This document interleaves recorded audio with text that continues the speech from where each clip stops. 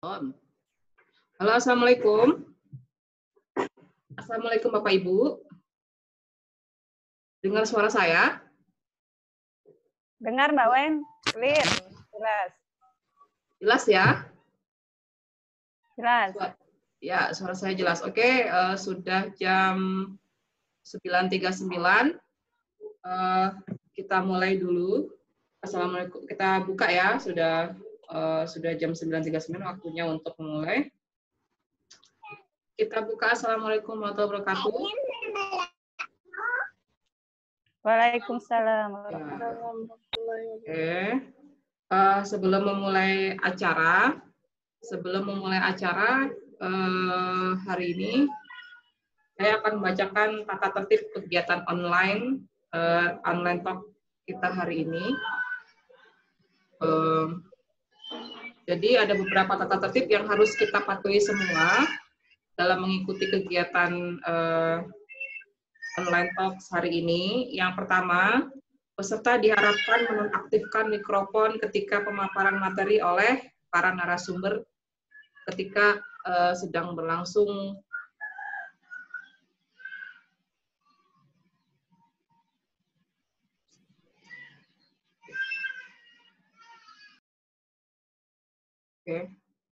Ya, jadi saya bacakan sekali lagi tata tertib yang pertama bahwa peserta diharapkan menonaktifkan mikrofon ketika narasumber sedang memaparkan materi. Oke, itu yang pertama. Yang kedua, moderator akan menyiapkan sesi tanya jawab setelah masing-masing narasumber menyajikan materi. Jadi sesi tanya jawab akan diberikan ketika narasumber selesai memaparkan materinya.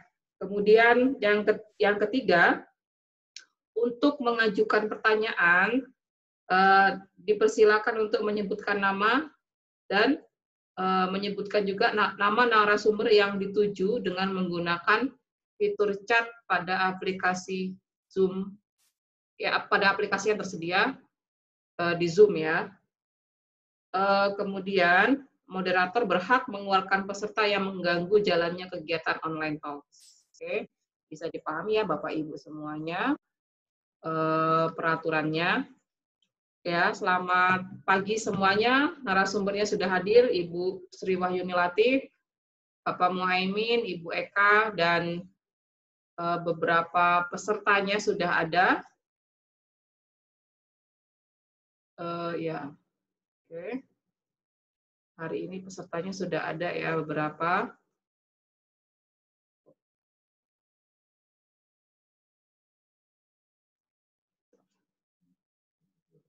Oke, Bapak Ibu semuanya.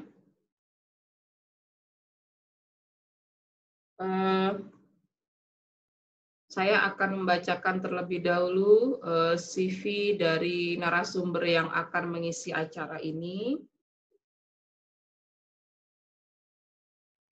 Yang pertama itu ada Ibu Surya Wahyuni atau yang akrab dipanggil Ibu Nini. Ya, Ibu Surya Wahyuni lahir di Jambi. Oke. Tamatan dari doktornya dari National Donghua University Taiwan di bidang Magister Manajemen Education atau manajemen pendidikan. Kemudian ada Ibu Mas Birorotni. Oh ya, Ibu Nini bekerja di Stisip Nurdansa Jambi. Ada Ibu Mas Birorotni. Ini beliau adalah dosen Unja, gitu ya. Dosen Unja, pendidikan dokternya dari Universitas Jambi ya Bu ya, di bidang manajemen pendidikan juga. Ibu Eka ya panggilannya ya, juga sempat kuliah di mana nih, Filipina ya, Central Luzon State University. Oke. Kemudian Narasumber yang ketiga ada Pak Muhaimin, Bapak kita yang menjadi idola mahasiswi ini ya. Pak Muhaimin bekerja di STISIP Nurdansa Jambi di Prodi Ilmu Komunikasi. S2-nya di Universitas 11 Maret Surakarta di jurusan Ilmu Komunikasi. Ya. Pengalamannya banyak nih Pak Muhaimin. Termasuk yang hari ini masih dijalani sebagai salah satu komisioner KPID. KPID ya. Oke. Terima kasih para narasumber. Terima kasih peserta yang sudah bergabung. Pada kesempatan pertama akan saya berikan kepada Ibu Surya Wahyudi terlebih dahulu, Bu, untuk memaparkan materi. Sebentar, Bu, ya. Oke, sebentar saya share screen.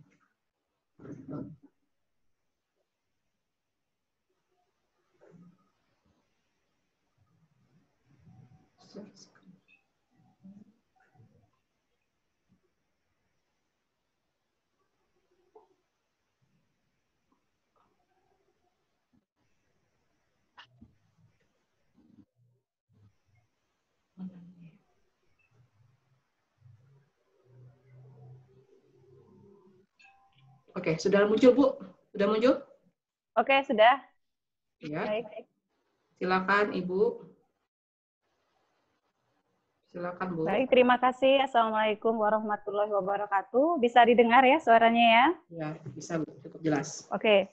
Baik, terima kasih sebelumnya yang sama-sama kita hormati Ibu Bapak narasumber, kemudian host merangkap sebagai moderator dalam kegiatan online talks kita hari ini, kemudian kepada peserta, Ananda sekalian, adik-adik mahasiswa, abang-abang sekalian. Nah, pada hari ini kita semua dikasih kesempatan sebenarnya gratis sekali untuk memahami setidaknya bagaimana sih cara menulis itu gitu. Nah, kebetulan topik yang akan Ibu bawa hari ini, yang saya bawa hari ini itu terkait menulis. Gitu. Karena sebagaimana kita ketahui menulis itu dikatakan susah, ya enggak juga ya, dikatakan mudah juga enggak begitu juga gitu. Nah, nanti saya coba mengasih pengantarnya, kemudian nanti kita akan mengetahui bagaimana metode-metodenya kalau menulis itu dalam bentuk penyampaian dalam bentuk angka-angka atau dalam bentuk narasi. Nah, hari ini saya mengangkat tema dengan judul Let's Write, artinya ayo menulis. Oke, lanjut next. Oke. Next, Mbak We. Ya, siap. Nah, kita coba dulu apa sih ya fenomena hari ini. Sebenarnya kalau menulis biasa itu kan sudah biasalah bagi kita. Kalau kita mau chat sama temen ya, kita gampang aja. Tapi ketika kita harus menulis sesuatu yang memberikan informasi kepada orang lain ya, bersifat dari data yang kita peroleh, lalu mau kita membentuk sesuatu itu yang memerlukan teknik gitu ya. Atau memerlukan tips lah bagaimana sih supaya informasi yang kita sampaikan itu dapat diterima ya diterima dan dicerna dengan baik oleh yang membaca readernya. Nah, coba kita lihat sekarang fenomena yang terjadi hari ini ya, teman-teman semua, Anda sekalian. Orang ya udah capek menulis gitu ya, udah capek menulis, menghasilkan suatu karya tulis, tiba-tiba ada yang mengaku-ngaku bahwa itu adalah miliknya gitu. Nah, itu kita lihat tuh di gambar sebelah kiri ya, itu sengaja Ibu bawa sebagai pengantar. Dia sudah membuat satu karya, tiba-tiba ada yang mencuri idenya, mengaku-ngaku itu tulisannya. Nah, ini yang banyak juga terjadi hari ini. Kemudian yang lebih parah lagi yang terjadi itu copy paste gitu ya. Karya tulis orang lain itu diambil begitu saja kemudian diakui sebagai milik diri sendiri. Nah, ini sekarang yang terjadi, apalagi kalau untuk adik-adik mahasiswa, ananda mahasiswa yang mau melakukan penulisan akhir ya, tugas akhir, apakah itu untuk menskripsi, apakah itu untuk supaya masuk ke jurnal. Nah, kadang mengambil jalan-jalan pintas yang menurut saya itu tidak sangat tidak beradab gitu ya menurut saya sendiri, karena kadang kita punya orang lain kita akui milik kita, tidak kita mengajukan sebagai referensi. Kemudian yang lebih parah lagi itu ketika kita harus menulis yang mengupah. Nah, itu coba dilihat di sebelah kanan atas ya. Itu saya sengaja ambil gambarnya itu, coba. Selasa besok bisa, Mas, katanya ya. Oh, bisa diatur. Nah, ini yang kadang yang menyedihkan itu. Bagaimana mau akan terlahir generasi yang betul-betul paham gitu ya, lulusan-lulusan undergraduate, sarjana, calon sarjana yang akan memiliki kualitas. Kalau untuk penulisan karya ilmiahnya saja dia harus menyerahkan sama orang lain gitu. Semua dari awal sampai akhir itu hanya diserahkan kepada orang lain dan cukup membayar. Nah, ini sedih. Banyak sekali kalau kita lihat di Indonesia itu menyediakan jasa-jasa pembuatan skripsi, ya kan, tesis, disertasi, gitu loh. Dengan membayar sekian sudah selesai. Nah, ini sangat sedih, sangat menyedihkan kalau bagi ibu ya. Kalau kita memang ingin menjadi seorang yang penulis itu, ya mulailah dari ide kita, gitu ya. Kesulitan yang dihadapi itu pasti, tapi kalau kita memahaminya, maka kita tidak menganggapnya itu sulit, tapi sebagai sesuatu yang menyenangkan. Kemudian hari ini juga kita melihat betapa banyaknya mahasiswa yang bunuh diri, gitu ya. Kemudian ada keinginan bunuh diri juga ketika mereka menghadapi tugas akhir, kemudian jadi stres gitu. Nah, akhir-akhir ini kita juga dapat berita di media-media online ya, ada mahasiswa yang bunuh diri karena skripsinya ditolak terus nih oleh dosen pembimbing. Nah, itu apa sih permasalahannya gitu ya? Sebenarnya hal seperti itu bisa kita lewati kalau kita sudah memahami betul bagaimana teknik dan caranya supaya bisa menulis gitu. Jadi nggak perlu kita mengakui punya orang lain sebagai milik kita ya, cuma kemudian kita tidak perlu meng-copy paste dari orang lain, atau kita tidak perlu menyuruh orang lain untuk membuat karya tulis itu gitu. Pertama, kalau dari sisi keilmuan saja jelas kita tidak berkualitas dilihat orang. Kalau untuk suatu untuk suatu karya ilmiah itu dikerjakan oleh orang lain. Nah, itu menyedihkan sekali ya. Tapi belajarlah bagaimana menulis. Nah, ini yang fenomena yang hari ini yang kita lihat gitu. Oke, Mbak Wen, silakan next.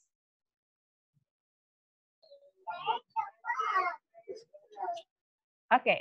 Nah, ini mungkin yang harus pertama saya sampaikan juga, ada satu kutipan ya dari penulis Inggris yaitu dari Lewis yang mengatakan bahwa menulis itu seperti seorang penggembala ternak yang mengembalakan ternaknya melewati jalanan desa.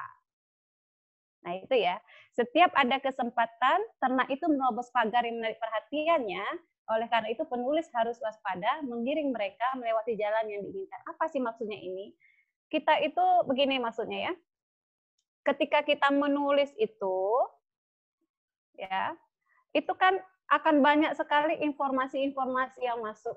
Jadi yang tadi kemana-mana jadinya melebar gitu ya, melebar kemana-mana, tidak fokus lagi karena setiap ada oh ini bagus masuk, oh ini oke, oh ini oke, ini oke. Nah, seperti itulah yang dimaksud oleh Lewis.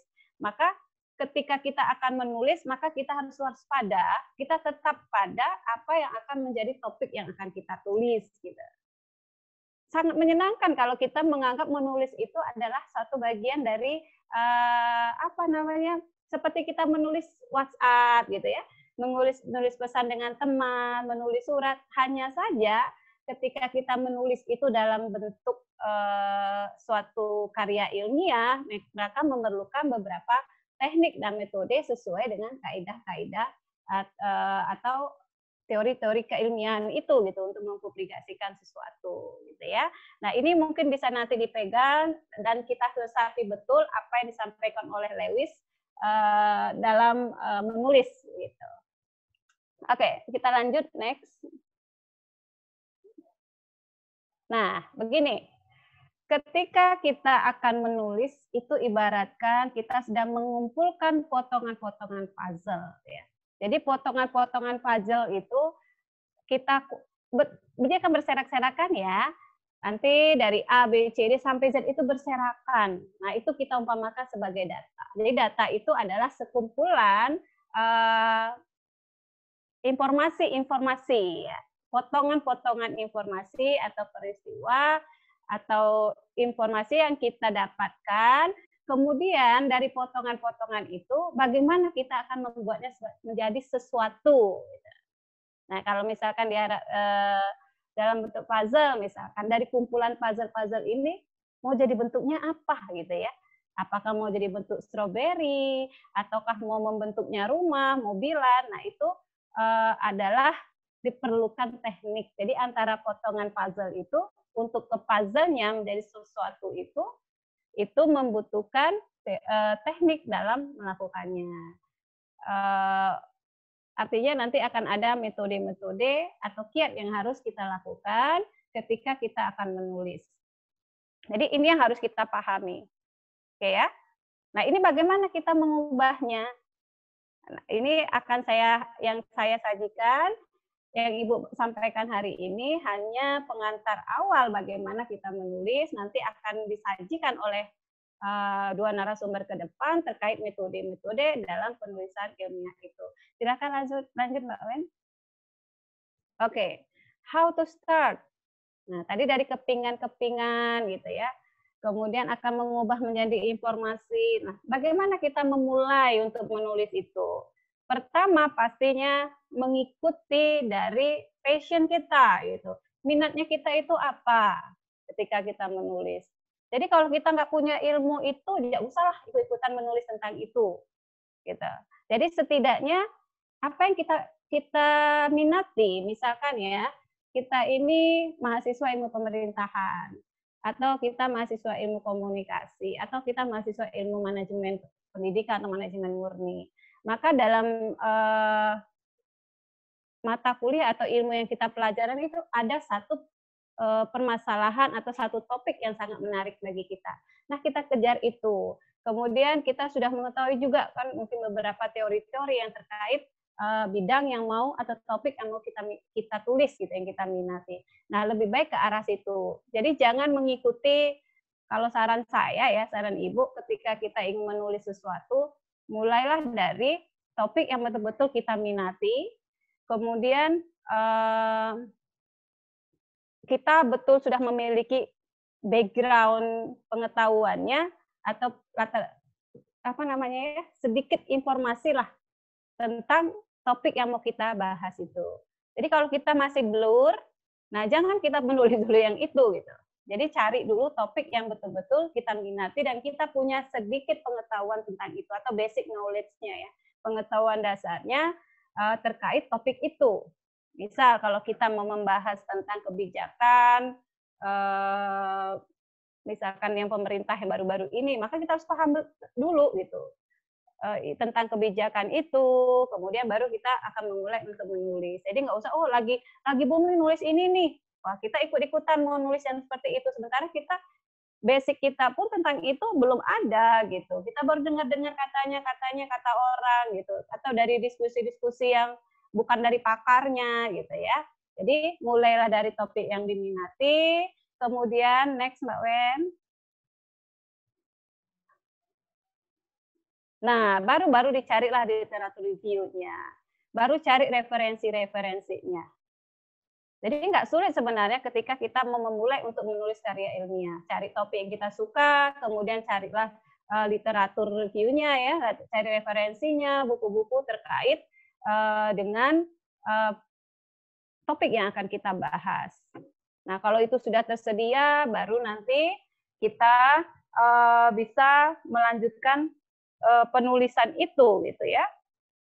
Nah, bagaimana prosesnya? Kalau Ibu ya personal, biasanya ketika akan menulis, misalnya Ibu mau menulis tentang apa? Oh, mau menulis tentang politik misalkan, maka Ibu akan mengumpulkan buku-buku terkait politik itu, kemudian akan mencari jurnal-jurnal yang membahas tentang itu, lalu akan dibuat sedikit poin-poin, ya, akan Ibu buat poin-poinnya, kemudian baru nanti Ibu cek, oh ini tentang ini tentang ini tentang ini. Nah, begitulah caranya sehingga kita nanti melalui literatur itu kita bisa menemukan apa sih yang mau kita bahas gitu. Ya, silakan Mbak Wen lanjut. Oke. Next. Nah, kalau kita di atas lagi Mbak Wen. Not yet. lagi yang tadi. Oke, ini. Nah, untuk karena ini partisipannya adalah mahasiswa kita ya, mahasiswa yang lagi mengambil skripsi. Lagi dalam proses penulisan skripsi yang akan melalui proses itu gitu ya. Maka hal pertama yang mungkin yang harus dipahami oleh kita semua adalah ketika akan menulis itu, pahamilah dulu buku panduan. Panduan itu sangat penting ketika kita memulai menulis suatu karya ilmiah. Apakah itu nanti dalam bentuk skripsi maupun untuk ke jurnal ya. Kalau untuk skripsi tentu saja ada panduan penulisan skripsi. Biasanya standar-standar aja ada. Nah, mulai dari situ, kemudian kalau untuk penulisan ilmiah biasanya ada template-nya yang sudah disediakan di aplikasi atau website dari jurnal yang akan kita tuju. Kemudian bagaimana lagi supaya kita ketika menulis itu menyenangkan, tidak membuat kita pusing dan kita tidak perlu memberikan kepada orang lain ya sebagai atau meminta orang lain melakukannya gitu. Kemudian kita buat outline-nya ya. Outline atau konsep tulisan kita mulai dari bab satunya bagaimana gitu ya, apa yang mau dibahas gitu. Nah, dibuatlah kerangka itu, nanti diikuti kerangka yang kita buat ya, baru kita start untuk menulis.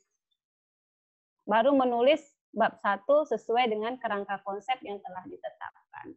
Nah, ini kalau langkah ini diikuti dengan baik ya, maka nggak akan kesulitan. Setelah itu, yang keempat adalah tuangkan ide apa saja yang ditulis sesuai dengan topik. Tuangkan saja dulu, ya. Terus menulis sampai bagian itu semua tuntas. Nanti setelah tuntas baru kita lakukan pengeditan. Jadi jangan baru nulis sedikit, baca lagi edit. Nulis aja dulu sampai bab yang kita maksud. Misal kita hari ini aku harus menyelesaikan bab 1 nih, dari latar belakang masalahnya nih sampai ke bagian rumusan masalahnya atau pertanyaan penelitiannya, ya terus aja nulis dulu. Ya, nulis saja. Karena apa? Ketika kita menulis sedikit-sedikit kita edit, sedikit-sedikit kita edit, nanti kita stuck, tidak selesai pada bab 1 itu. Tapi kalau sudah kita anggap finish gitu ya, baru kita ulang lagi untuk mengedit, membaca apakah sudah alurnya sudah sesuai, apakah datanya sudah ada gitu ya. Informasi yang mau kita gali itu apa, itu sudah tertuangkah gitu. Nah, jadi idenya itu gampang. Jadi seperti ini ya. Ketika kita mau menceritakan tentang kita mau ke pasar gitu ya, atau membeli sesuatu, maka kita akan menceritakan mulai dari A sampai akhirnya kita ke pasar. Nah, ikut aja alur berpikirnya demikian gitu, sampai orang lain paham. Jadi tahu, oh kenapa mau ke pasar? Oh iya, dia ada kebutuhan A, B, C, dan D. Begitu juga sih dengan nulis-nulis ilmiah ya.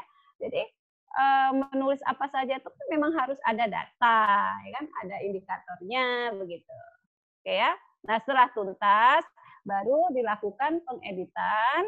Nah, bisa secara mandiri dulu, kemudian melalui pembimbingan, bisa juga dengan teman.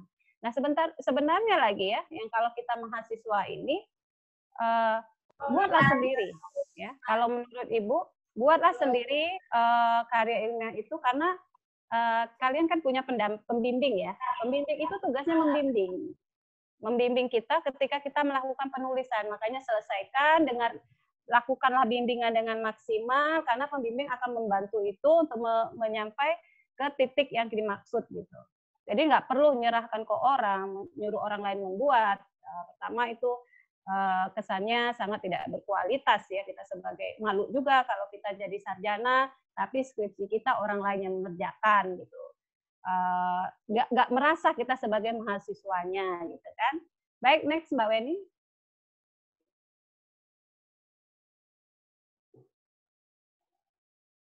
Mbak Wen, silakan lanjut. Nah, ini beberapa Ibu kasih strategi saja untuk melihat tulisanku ini cukup baguskah atau sangat baguskah gitu ya. Coba kita lihat di pendahuluan.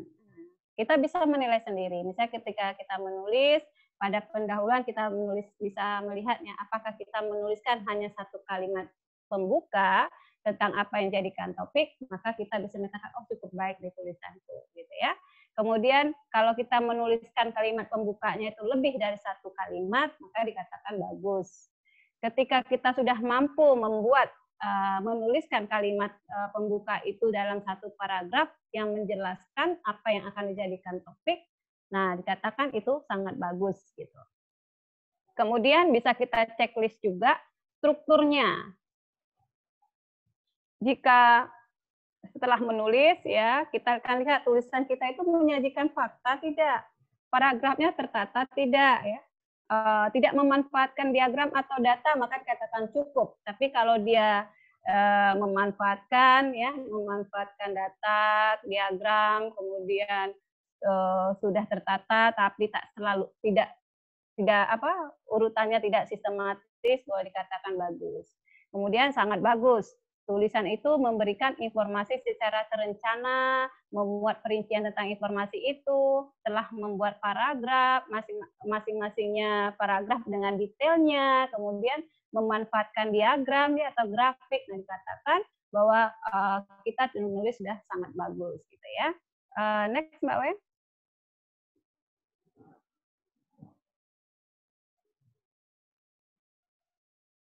Oke, bahasa. Nah, untuk bahasa ini juga kita bisa cek ya, kalau pengalaman Ibu ketika melihat atau memeriksa tulisan ilmiah, karya tulisnya mahasiswa, ini yang paling sangat bermasalah gitu. Mahasiswa banyak masih menggunakan bahasa-bahasa yang lebih banyak bahasanya kalimatnya kalimat pasif ya, kemudian masih menggunakan bahasa yang dipakai dalam percakapan sehari-hari gitu. Nah, ini yang harus diperhatikan.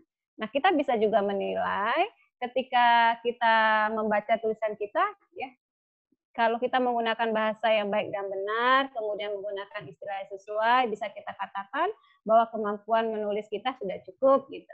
Kemudian kalau dia bagus, dia akan menggunakan bahasa yang baik dan benar, kemudian menggunakan kata penghubung, ya, seperti, dan, lalu, tapi, kemudian menggunakan istilah yang sesuai. Nah, perlu ditekankan juga ya kepada Anda semua, teman-teman, kemudian adik-adik yang sedang dalam proses dan akan menuju proses penulisan, pastikan ketika menulis suatu karya ilmiah itu jangan memulai awal kalimat dengan menggunakan kata hubung, ya, seperti dan, tapi gitu. Tapi gunakanlah bahasa yang akademik, karena beda ya kalau kita menulis novel itu akan menggunakan bahasa yang berbeda. Menulis karya ilmiah tentu saja atau publikasi untuk ilmiah itu tentu saja menggunakan bahasa akademik gitu. Kemudian kapan dikatakan bahasa kita sangat bagus? Ketika kita menggunakan bahasa dengan baik dan benar, kemudian dengan contoh-contoh yang meyakinkan, menggunakan kata-kata penghubung ya, seperti pertama, kedua, sementara itu, namun, meskipun, demikian, juga, dan lain sebagainya. Kemudian menggunakan istilah yang sesuai dan menggunakan kalimat aktif. Jadi dalam penulisan karya ilmiah itu jangan adalah menggunakan kalimat pasif. Mudah-mudahan nanti paham ya apa itu kalimat aktif dan apa itu kalimat pasif. Contohnya bagaimana gitu ya. Nanti mungkin bisa pas diskusi. Oke, terakhir slide terakhir itu silakan lanjut Pak Wen. Di slide terakhir itu ada paragraf penutup dan ejaan tanda baca. Nah, paragraf penutup itu dikatakan sangat bagus, biar agak meringkas waktu nanti dibaca aja. Jika sebuah paragraf itu mencoba menelaah apa yang telah disajikan pada bagian sebelumnya. Jangan salahkan. Oke. Soalnya kalau Ibu lihat juga nih ya, membaca beberapa skripsi yang dibuat mahasiswa, itu kalau sudah membuat literatur review-nya atau di bab 2 itu seperti kayak mengambil apa ya namanya, cuma copy paste pernyataan ditaruh di situ ya. Nah, seharusnya pada akhir paragraf itu dia sudah harus menyimpulkan dari yang diambil tadi. Jadi dia seperti menemukan lagi, oh begini loh menurut ini, maka nah itu namanya paragraf penutup dari informasi yang kita sampaikan dari paragraf awal. Nah, kemudian kita tutup, kita buat kesimpulan. Gitu ya. Kemudian ejaan dan tanda baca. Kapan dikatakan dia sangat bagus? Jika kita menggunakan tanda itu sesuai dengan fungsinya dan sesuai dengan kaidahnya. Dan menggunakan bahasa baku sesuai dengan ejaan yang disempurnakan. Nah, paling itu saja yang bisa ditampilkan hari ini ya untuk pengantar. Nah, nanti untuk selanjutnya akan ada narasumber yang akan menginformasikan bagaimana kalau ketika data yang kita peroleh itu mau kita menjadikan sesuatu dengan metodenya apakah kuantitatif atau kualitatif. Nah, itu akan disampaikan nanti oleh dua narasumber selanjutnya. Itu saja yang materi yang bisa Ibu sampaikan pada hari ini. Ibu akhiri ucapan wabillahi taufiq wal hidayah. Assalamualaikum warahmatullahi wabarakatuh. Mohon maaf jika ada salah kurang dan kata-kata yang tidak berkenan. Itu saja, silakan dilanjutkan. Oke, terima kasih Bu Surya Wahyuni. Berikutnya saya persilakan kepada Ibu Eka Masbirotni. Ibu sudah hadir. Di unmute ya. Sebentar ya. Bu Eka Masbirotni belum ada sini ya, betul ya? Bu Eka Masbirotni. Sudah baru masuk tadi. Oh, baru masuk ya? Mana ya? Kok belum ada ya? Oh, belum ada. Mas Birotni. Mas Birotni. Ibu Ekanya belum lagi nih? Belum. Iya, jaringan. Berarti Pak Muhaimin dulu aja lah ya. Bapak Muhaimin saja dulu. Bentar, Pak. Bentar. Pak Muhaimin. Oke, siap, ya. Ini Pak ya materinya ya? Ya. Oke, silakan Pak. Baik, Assalamualaikum warahmatullahi wabarakatuh. Terima kasih kepada host yang telah memberikan waktu dan kesempatan bagi saya untuk menyampaikan materi diskusi ini, di mana diberikan kesempatan kepada saya untuk menyampaikan tentang bagaimana percaya diri membuat karya ilmiah dalam desain kualitatif atau penelitian kualitatif. Nah, banyak orang yang mungkin sudah akrab dengan karya ilmiah ya, tadi sudah dijelaskan oleh Bu Dr. Surya Wahyuni ya, apalagi para mahasiswa ya, dosen yang dituntut untuk bisa menyusun karya ilmiah untuk mencapai gelar sarjana, kalau dosen ya untuk kenaikan pangkat ya, dan yang lainnya ya, dengan menulis hasil penelitian yang dikenal dengan skripsi, tesis atau jurnal dan yang lainnya. Nah, untuk membuat karya ilmiah itu maka seseorang membutuhkan teknik dan aturan, ya. Nah, hal itu sangat penting karena karya ilmiah itu dihasilkan harus dapat dipertanggungjawabkan keaslian dan kelogisannya. Nah, sehingga pemahaman umum yang kita pahami bahwa karya ilmiah itu merupakan laporan tertulis yang diterbitkan yang memaparkan hasil dari penelitian atau pengkajian yang telah dilakukan oleh seseorang. Nah, tadi dalam hal panduan-panduan umum tentang bagaimana kita menulis sudah disampaikan oleh pembicara sebelumnya, maka pada kesempatan yang berbahagia ini saya akan memaparkan terkait dengan bagaimana melakukan penelitian sebagai bahan atau dasar dalam menyusun karya ilmiah, gitu ya. Tentu dengan kaidah dan etika keilmuan yang dikukuhkan dan ditaati oleh masyarakat ilmuwan secara umum. Nah, dalam pemaparan yang pertama, mungkin saya akan memaparkan dulu tentang garis-garis besar terkait dengan metode penelitian kualitatif, gitu ya, atau metode penelitian secara umum. Tadi difahami sebagai cara untuk mendapatkan data dengan tujuan tertentu secara ilmiah, ya, di mana kegiatan penelitian itu harus didasarkan pada yang pertama dia harus bersifat rasional, ya, artinya penelitian itu dilakukan dengan cara yang masuk akal, terjangkau oleh penalaran manusia. Tapi kalau sesuatu itu tidak bisa terjangkau oleh akal sehat manusia, nah, sulit untuk mendapatkan kebenaran yang hakiki. Nah, dia juga harus bersifat empiris, artinya dapat diamati oleh indera manusia. Jadi kalau meneliti alam gaib itu susah, ya, untuk mendapatkan data-data empiris. Karena apa? Tidak bisa dilihat secara kasat mata oleh indera manusia. Ya, sebenarnya adalah sistematis, ya, di mana sebuah penelitian itu harus menggunakan langkah-langkah yang bersifat logis, ya, bertahap tadi yang dijelaskan oleh pembicara sebelumnya. Nah, tujuan penelitian itu ada 3 minimal yang harus tercakup di dalamnya. Yang pertama dia bersifat penemuan, ya, artinya data yang diperoleh itu dari peneliti adalah data yang betul-betul baru, yang sebelumnya belum pernah diketahui, sehingga dengan dilakukannya penelitian, ya, maka seseorang dapat mendapatkan informasi yang baru.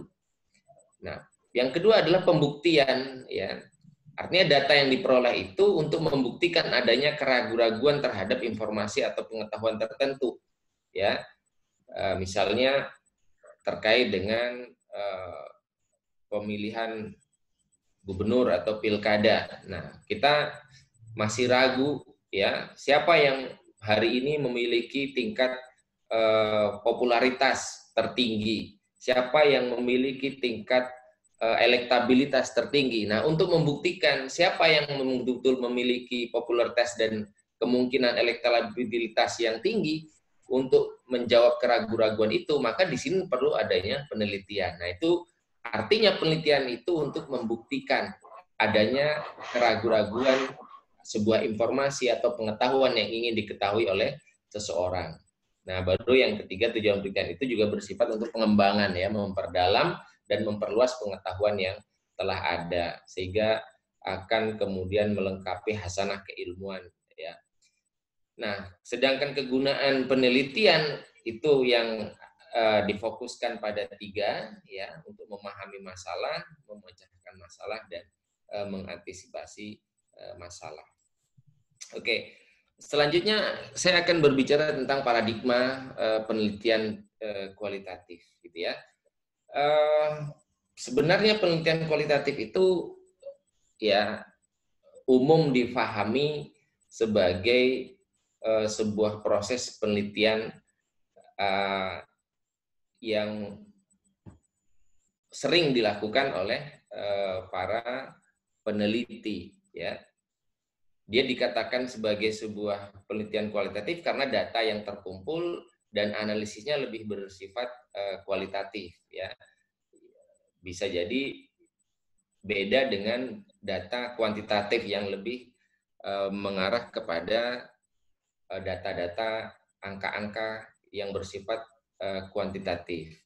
Nah, penelitian kualitatif itu juga dikatakan sebagai metode baru, dinamakan sebagai metode baru karena memang popularitasnya belum lama ya, atau bisa disebut sebagai post-positivistik ya, karena berbeda dengan penelitian kuantitatif yang masuk dalam paradigma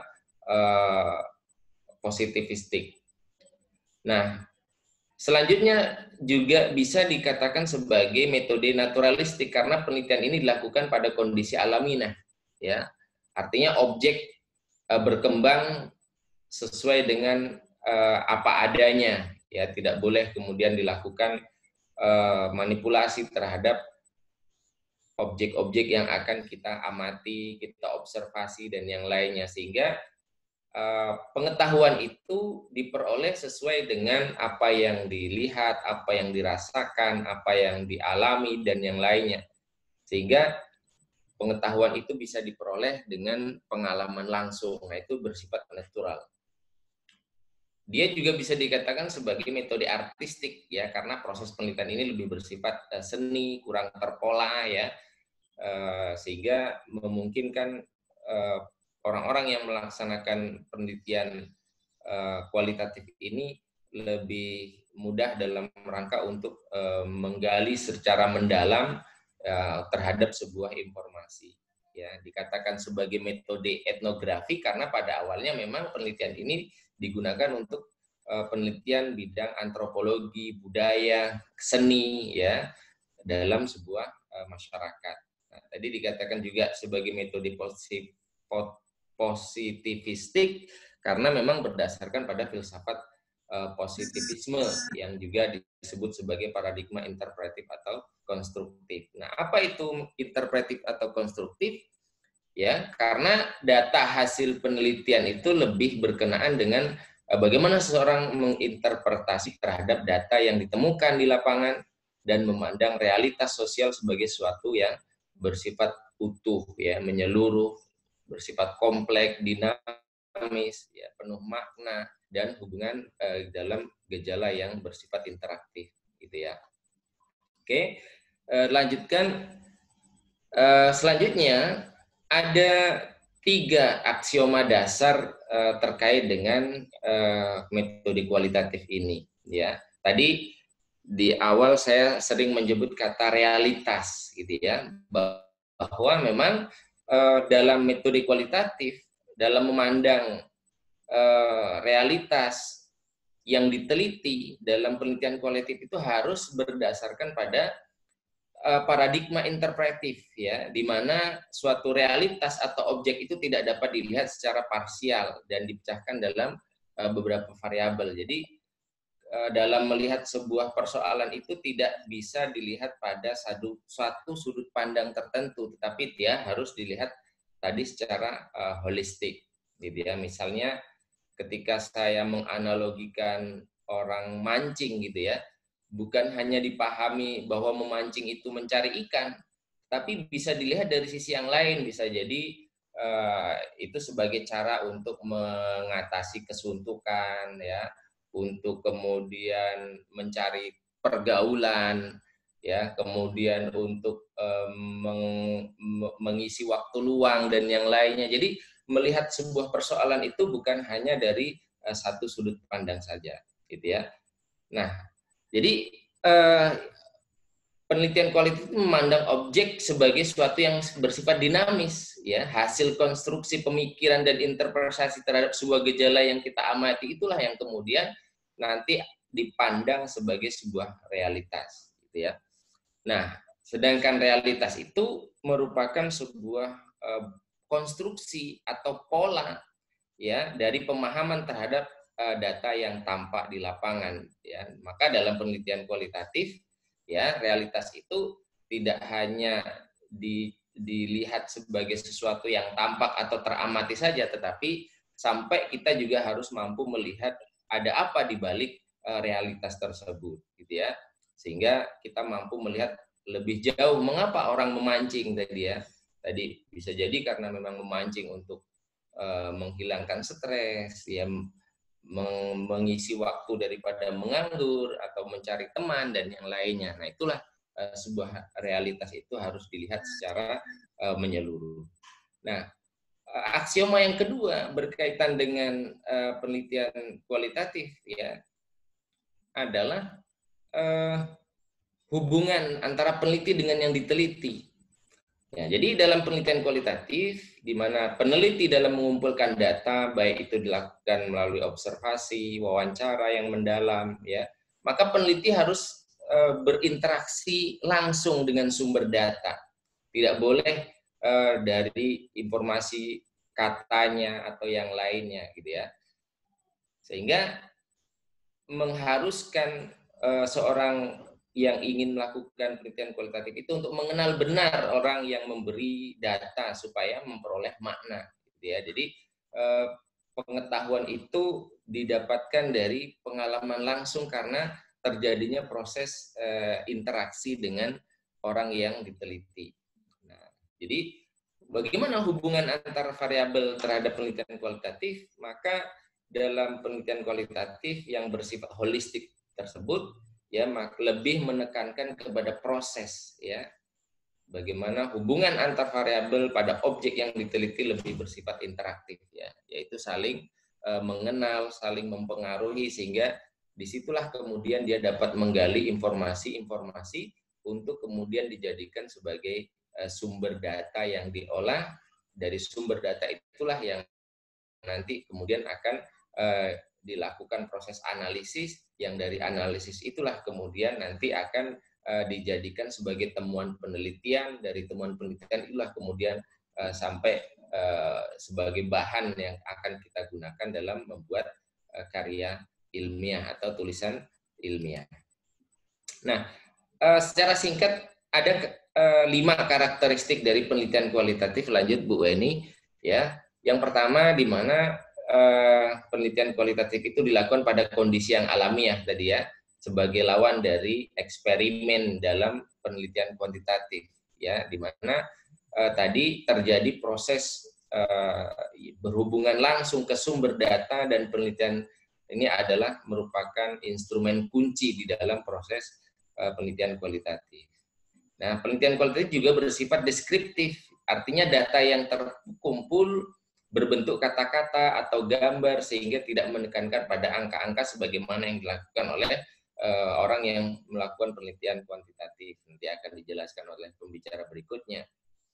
Nah, karakter yang ketiga, penelitian kualitatif itu lebih menekankan kepada proses daripada produk atau outcome, ya, karena paradigma di dalam penelitian kualitatif itu adalah bagaimana kemudian mampu menganalisis terhadap teori-teori yang ada. Beda dengan kuantitatif di mana mereka harus menguji teori tersebut, gitu ya. Nah, ini sehingga dalam pelaksanaannya di lapangan ya mereka harus lebih menekankan kepada proses ya. Bagaimana sebuah realitas itu terjadi, faktor-faktor yang menjadi penyebabnya, pengaruhnya, dan yang lainnya. Nah, karakter yang keempat, penelitian kualitatif itu melakukan analisis secara induktif ya, artinya bagaimana kemampuan untuk melihat persoalan yang lebih banyak dikumpulkan sampai kemudian dia mendapatkan kesimpulan yang dijadikan sebagai hasil terhadap data-data yang diamati, data-data yang didapatkan melalui proses penelitian secara langsung. Nah, karakter yang kelima adalah penelitian kualitatif itu lebih menekankan kepada makna, ya, yaitu data di balik yang kita amati. Nah, itu yang dijelaskan oleh Botgan terkait dengan karakteristik penelitian kualitatif. Nah, selanjutnya ini yang mungkin poin penting yang saya mau jelaskan terkait dengan proses di dalam penelitian kualitatif ya. Ada 3 tahapan yang mungkin perlu kita lihat skemanya terkait dengan bagaimana proses di dalam penelitian kualitatif tersebut, ya. Jadi dari 3 tahapan itu saya buat menjadi 5 uraian secara teknisnya. Yang pertama adalah tahap orientasi, ya. Apa itu orientasi? Ya, artinya rancangan penelitian kualitatif itu diibaratkan oleh Botgan itu seperti orang yang mau piknik, gitu ya. Sehingga ia baru tahu tempat yang akan dituju, tetapi belum tahu pasti ada apa di tempat itu, ya. Ia akan tahu setelah memasuki objek dengan cara membaca berbagai informasi yang tertulis, ya, gambar-gambar. Kemudian dia berpikir dan melihat objek dan aktivitas orang yang ada di sekelilingnya, melakukan wawancara dan sebagainya. Artinya tahap orientasi itu adalah bagaimana tahap penjajakan. Nah, proses penelitian kualitatif juga dapat diibaratkan itu seperti orang asing yang menonton wayang. Jadi ia belum tahu ya apa, mengapa, dan bagaimana alur cerita dan isi lakon dalam adegan wayang tersebut. Ya, seperti juga kita menonton film lah gitu ya.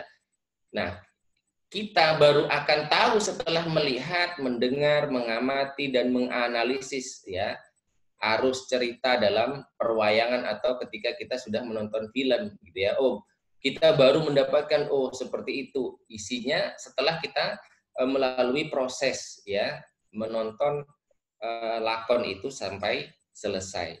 Jadi pada tahapan ini yang disebut dengan orientasi atau deskripsi itu, peneliti harus mampu mendeskripsikan apa yang dia lihat, apa yang dia dengar, apa yang dia rasakan, dan ditanyakan.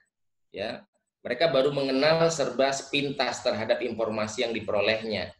Nah, pada tahap ini data yang diperoleh cukup banyak, ya, bervariatif dan belum tersusun dengan jelas. Kalau lihat di gambar itu ya ada A, B, ya, kemudian ada angka-angka, ada lambang persentase dan yang lainnya, itu semua informasi.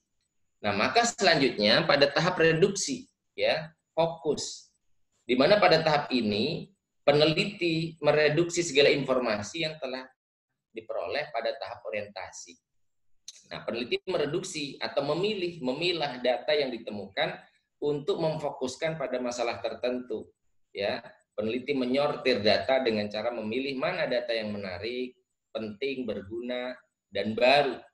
Nah, data yang dirasa tidak terpakai boleh disingkirkan. Ya, selanjutnya data tersebut dikelompokkan menjadi kategori-kategori yang ditetapkan sebagai fokus penelitian. Ya, contohnya misalnya dalam ilmu komunikasi, maka peneliti akan fokus ketika kita mengamati tentang komunikasi politik dalam pemilu kada gitu misalnya, ya, maka kemudian kita harus bisa mencari fokus masalah tertentu misalnya pada pelaku komunikasinya, pada pesan komunikasi politiknya, atau pada media yang digunakan oleh calon untuk bersosialisasi, atau kepada pengaruh atau efek komunikasi. Nah, sehingga data-data itu kemudian dikelompokkan sesuai dengan tahapan-tahapan ketika kita melakukan orientasi atau pengamatan awal tadi.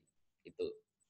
Nah, selanjutnya adalah tahap seleksi. Nah, pada tahapan ini, saudara sekalian, maka peneliti menguraikan fokus yang telah ditetapkan itu menjadi lebih rinci. Ya, tadi kalau kemudian kita mau fokus kepada pelaku komunikasi, maka ya harus dilihat pada faktor-faktor bagaimana kemudian pelaku komunikasi itu di dalam proses mempengaruhi audiennya untuk sampai kepada proses menyampaikan pesan komunikasi sehingga audien tadi mampu memahami secara utuh terhadap orang-orang yang berkampanye dan yang lain sampai tujuan akhirnya adalah mengarahkan kepada voter ya atau pemilih.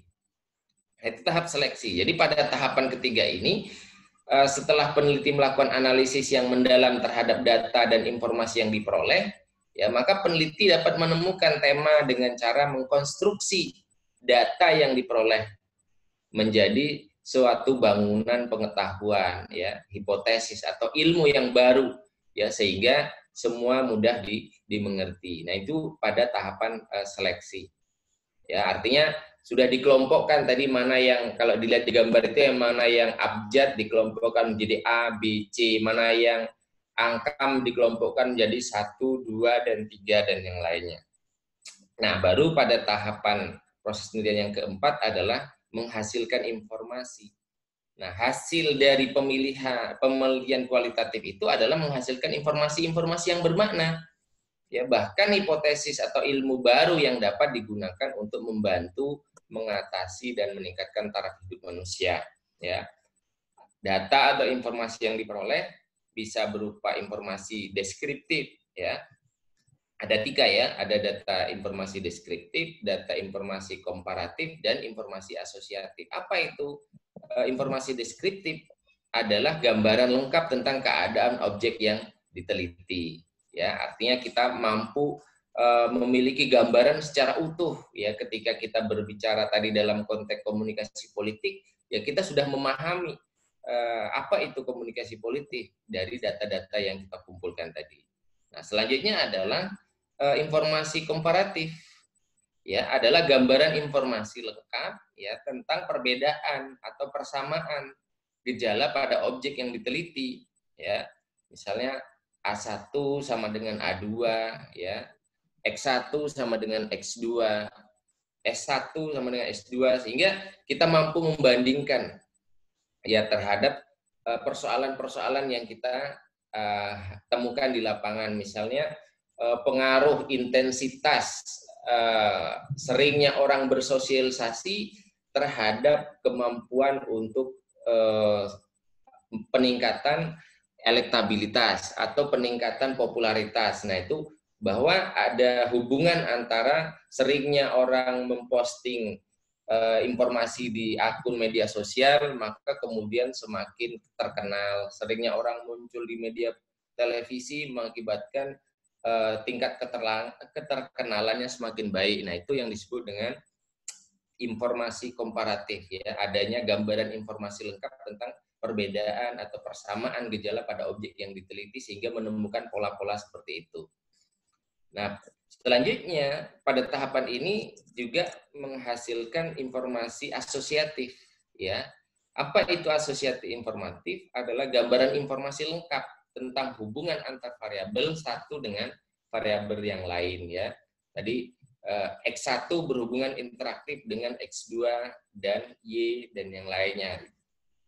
Nah, itu proses yang keempat sampai kepada kesimpulan akhir ya, yaitu proses memperoleh data atau informasi melalui deskripsi, reduksi dan seleksi dilakukan secara sirkuler ya, berulang-ulang dengan berbagai cara dan berbagai sumber, berpikir, bertanya dengan orang yang dijumpai ya, menganalisis jawaban yang memberikan benar atau tidak. Nah, kalau jawaban atas pertanyaan tidak dirasa benar, maka kemudian dibuatlah kesimpulan.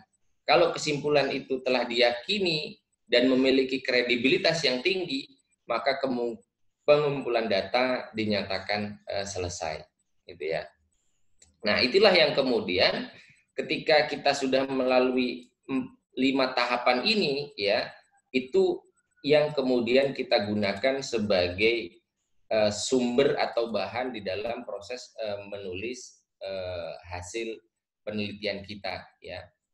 Nah, kesimpulannya karena waktunya terbatas, ya, bahwa pendekatan kualitatif dalam penelitian komunikasi menekankan pada bagaimana sebuah pendekatan itu dapat mengungkap makna ya dari konten komunikasi yang ada, sehingga hasil-hasil penelitian yang diperoleh itu berhubungan dengan pemaknaan dari sebuah proses komunikasi yang terjadi. Nah, itulah yang kemudian mampu kita tuliskan dalam temuan-temuan penelitian nantinya.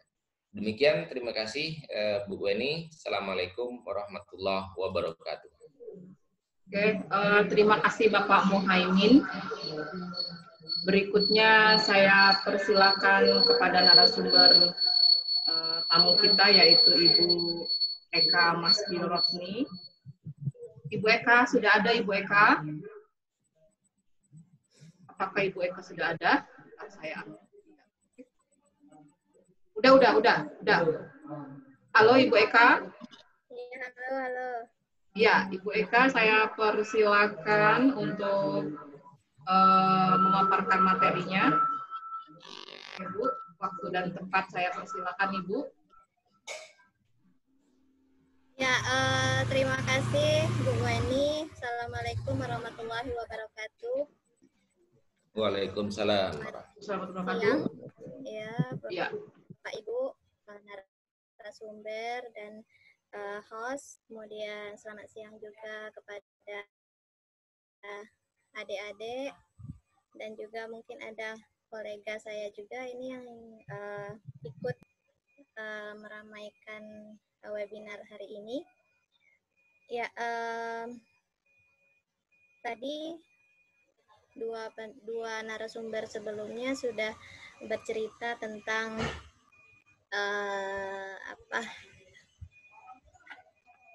bagaimana cara kita menulis karya ilmiah dan kemudian dilanjutkan dengan bagaimana itu penelitian kualitatif. Nah, sekarang giliran saya untuk memaparkan sekilas karena keterbatasan waktu, jadi mungkin paparan saya tidak sangat mendetail. Jadi ya sekilasan saja, mungkin akan ada sesi pertanyaan. Adik-adik bisa menanyakan untuk hal yang mendetailnya, yang lebih detail. Oke. Silakan Bu Weni, slide berikutnya. Ya, berbeda dengan penelitian kualitatif, ya, penelitian kuantitatif ini adalah sifatnya lebih ke deskriptif dan lebih banyak menggunakan analisis, ya. Kemudian penelitian ini juga tujuannya mencari hubungan yang menjelaskan sebab akibat biasanya dalam fakta-fakta sosial dan juga menunjukkan hubungan antar variabel. Variabelnya itu bisa 2 variabel atau lebih. Kemudian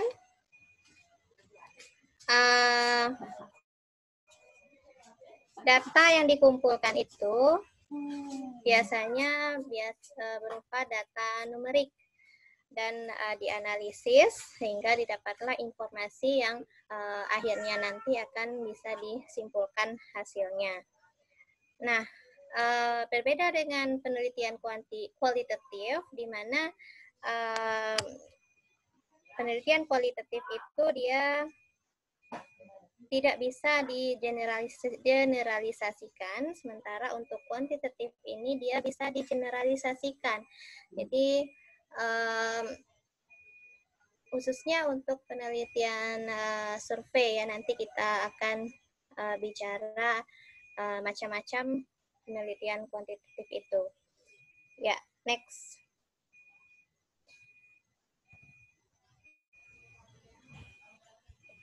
Oke, nah ini adalah flowchart research proses penelitian.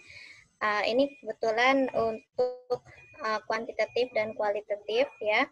Jadi bisa lihat di sini proses penelitian itu dimulai dari research problem. Apa permasalahan yang ada di kalau di dunia pendidikan? Ya di dunia pendidikan misalnya kenapa ini anak selama proses pembelajaran tidak aktif, atau di dunia sosial bisa juga. Kemudian dari research problem ini kita carilah literatur review-nya. Jadi penelitian yang terkait ataupun teori-teori yang berkaitan dengan permasalahan yang fokus dari penelitian kita itu. Nah, dari ini dapatlah gap-nya. Jadi itulah guna dari literatur review ini. Sebenarnya banyak mahasiswa yang tidak mengerti apa fungsi dari literature review ini. Padahal ini sangatlah penting. Jadi bab 2 itu bukan hanya sebagai penebal skripsi atau penebal tesis atau disertasi saja. Ini banyak sekali. Kalau tidak ada review literature-nya, maka tidak bisa kita berpatok. Kita tidak punya dasar ya. Nah, jadi kita mungkin langkah awal biar kita tidak bingung ya, adik-adik mahasiswa, bagaimana kita mencari permasalahan ya. Kadang-kadang kalau menyusun skripsi itu kita tidak tahu apa yang akan kita teliti. Nah, dimulailah dari literature review ini. Misalnya kita tertarik pada masalah pilkada misal ya. Nah, pilkada. Apa masalah yang ada di pilkada ini? Kemudian jangan mencari yang lain, cari dulu kajian-kajian yang terkait dengan pilkada ini, penelitian-penelitiannya. Penelitian ya, ditekankan kepada penelitian bukan opini. Ya, beda hasil penelitian dengan opini. Kalau kajian tentang pilkada itu banyak di koran-koran atau media online, tapi itu bukan sebagai sumber utama dalam proses penelitian. Jadi carilah paling tidak minimal 3 hasil penelitian yang terkait dengan topik yang kita inginkan. Nah, dari situ dapatlah gap-nya tadi. Jadi Ibu Nini yang pembicara pertama tadi ada di beliau tadi sudah bilang dari literature review akan nampaklah gap-nya. Nah, dari gap inilah kita masuk. Oke, yang ini yang belum masuk, belum nih diteliti ya. Oke, kita telitilah yang itu. Nah, setelah kita dapat gap-nya, barulah kita membuat research question-nya, apa pertanyaan penelitiannya ini. Nah, dari pertanyaan penelitian ini, bisalah kita tentukan apakah baik bagusnya penelitian ini ke kuantitatif arahnya atau ke kualitatif. Sebenarnya penelitian itu bukan hanya kuantitatif atau kualitatif saja. Di sini di bawah ini ada research design. Jadi adik-adik bisa menggabungkan penelitian kuantitatif dengan penelitian kualitatif. Jadi namanya mixed method. Dan ini memang sangat bagus sekali, tetapi bukan berarti yang kuantitatif dan kualitatif itu tidak bagus. Iya, semuanya bagus. Nah, setelah itu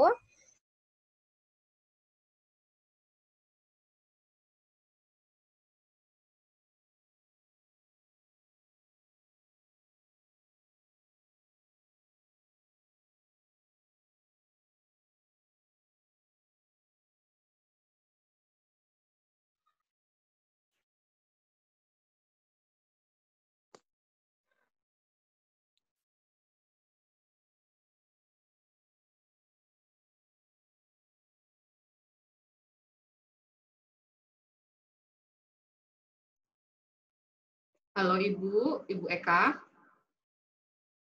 Nah, Ibu Ekanya Oke, Ibu Ekanya barangkali ada gangguan teknis. Apakah kita menunggu? Ibu Ekanya ada gangguan teknis nih kayaknya ya. Ya, menjelang Ibu Eka bergabung kembali, saya persilakan kepada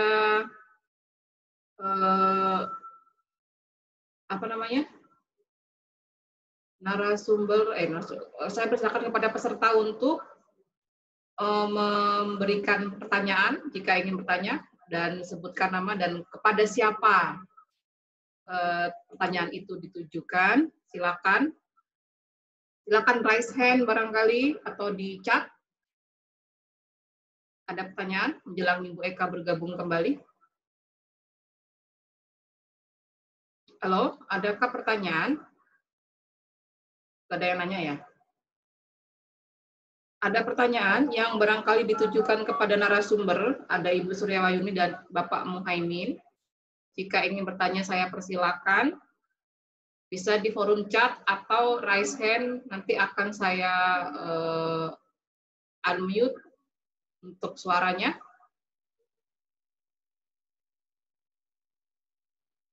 Tidak ada yang bertanya mengenai penelitian kualitatif dan juga mengenai menulis yang asik di ala Ibu Suryawahyuni.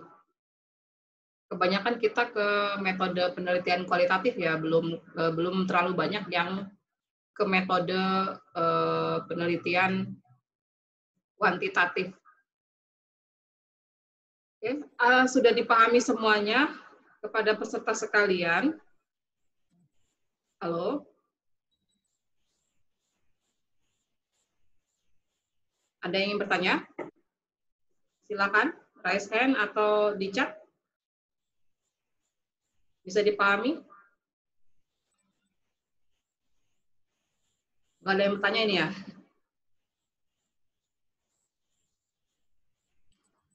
Tidak ada yang bertanya. Pemateri suruh bertanya ke pemateri ini. Oh gitu. Materi bisa bertanya juga antar materi. Pak Muhaimin mau bertanya dengan Ibu Nini? Iya, mau bertanya ke Iya, silakan. Bu Nini nih terkait dengan menulis ya. Kadang-kala memang menulis itu bukan hanya beban bagi mahasiswa ketika mau buat skripsi ya atau proposal penelitian. Tapi bagi dosen juga sama menjadi sebuah beban. Apalagi kalau mahasiswa itu menulis skripsi itu pengalaman yang pertama ya, gitu. Jadi memang kadang-kala tadi ketika menggerakkan putaran pertama itu sangat berat ya. Nah, mungkin Bu Nini punya kiat-kiat dalam rangka untuk memudahkan bagi para mahasiswa untuk membiasakan menulis ya. Nah, tadi ya sebagaimana pengalaman saya waktu S1 dulu, memang namanya menulis karena memang kebiasaan orang di Indonesia itu lebih suka kepada bahasa verbal ya. Kalau suruh ngomong itu pinter, idenya banyak, tapi bagaimana kemudian dari bahasa verbal untuk dituangkan dalam konsep-konsep yang sistematis, kemudian memiliki korelasi, kemudian juga tulisan itu nyambung dan enak untuk dibaca. Nah, itu kadang-kala saya sendiri masih kadang-kala menghadapi kurang percaya diri dan yang lain. Nah, mungkin di sini butuh tips-tips penguatan. Nini yang sudah banyak pengalaman jurnal-jurnal nasional maupun internasional ya. Nah, mungkin monggo. Baik. Baik, terima kasih Pak Muhaimin. Sebenarnya memang ya, kalau ketika kita mau menulis itu mood sebenarnya Pak. Jadi merupakan suatu kebiasaan gitu. Nah, saya alhamdulillah memang sejak saya dari sekolah dulu hobinya nulis gitu. Jadi kalau apa selalu ditulis, lihat apa langsung bawa buku nulis gitu kan. Nah, jadi ketika saya ingin, bisa saya mencermati sesuatu, nah kemudian akan saya tulis itu sedikit, pokoknya selalu membawa satu catatan gitu kan. Nanti dari berkat kumpulan kertas itu baru saya tuangkan gitu. Dan saya pun tipikalnya kalau saya sendiri ya tips dan triknya ketika saya punya ide saya akan duduk di depan laptop gitu ya atau di depan buku lah kertas dan itu bisa tidak tahu waktu gitu loh. Jadi misalnya di hari saya nih, wah ini saya lagi ada ide itu saya tuangkan aja dulu. Nah itu bisa memang kembali ke diri kita sih sebenarnya kan kalau memang kita terbiasa untuk menulis Ya artinya ya enjoy aja gitu. Tapi kalau memang kita bukanlah tipikal orang yang suka menulis, mungkin saran saya sebaiknya apa namanya ya, bangunlah dulu mood itu. Gitu. Bangun dulu moodnya, kemudian coba dulu bertahap. Jangan apa ya, pesimis ya namanya. Ada kan, aduh, aku nggak ngerti, aku nulis gini-gini mah nggak ini gitu kan. Suka memvonis diri sendiri nggak pintar menulis atau malas gitu. Nah, kita kan seperti yang kita suarakan, Pak. Benar nggak sih? Ketika kita menyuarakan diri kita, aku ini nggak pandai loh menulis begini. Jadi otomatis kita pun digerakkan untuk itu. Tapi ketika kita memiliki tingkat confidence yang tinggi, ketika oke deh aku bisa nulis begini, itu akan terbantu dengan sendirinya. Nah itu kemudian yang kedua tipsnya ketika kita menulis itu kita nggak usah memikirkan atau terlalu memasukkan apa yang dibicarakan orang luar tentang tulisan kita. Gitu. Ketika mereka mungkin meng-underestimate tulisan kita, gitu ya. Atau ketika dia mengkritiki tulisan kita dengan kata-kata yang menurut kita tidak membangun, justru menjatuhkan apa kita namanya tadi, menjatuhkan semangat kita gitu ya, menurunkan semangat kita untuk menulis, gak usah didengar karena biasanya orang yang mengkritik seseorang dengan kalimat yang menjatuhkan dan tidak membangun itu dia sendiri juga nggak pandai dalam menulis. Kalau saya personal ya, jadi ketika ada yang begitu, ya nggak usah dipikirkan. Terus aja menulis, karena kalau kita sering menulis, maka kita akan mengetahui bagaimana strateginya menulis, bagaimana kelemahan kita dalam menulis, ketika menulis ini harusnya bagaimana, nah begitu ya. Jadi kayaknya begitu aja deh Pak. Nanti dengan sendirinya itu akan terbangun. Intinya adalah mulailah dari sekarang, ketika ingin menulis, tuangkanlah walaupun hanya satu baris, nanti akan baris-baris itu akan menjadi paragraf ya, paragraf itu akan menjadi halaman-halaman, dan akhirnya akan menjadi satu buku. Nah ini saya alami sendiri ketika sekolah ya. Jadi ide-ide itu tertuang Pak. Kalau misalkan dibuka laptop saya itu sudah berapa judul yang sudah selesai ya, bab satu berserakan gitu. Dari beberapa itu.